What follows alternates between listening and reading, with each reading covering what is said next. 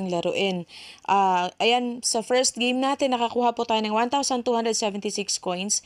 Click lang po natin yung next level. So, napaka-easy lang po. Ida-drag nyo lang po yung mga cars dyan para po mawala po sila sa parking space. So, ganyan. Dadrag lang natin siya, isa-isa.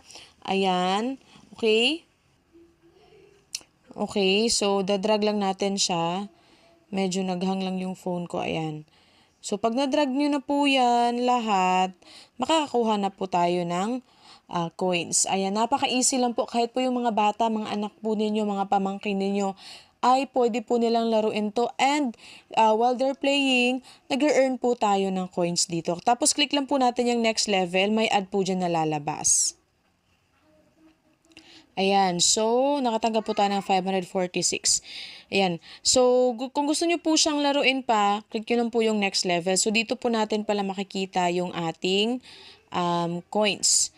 Ayan siya. Tapos yung parang life po natin, dyan natin makikita.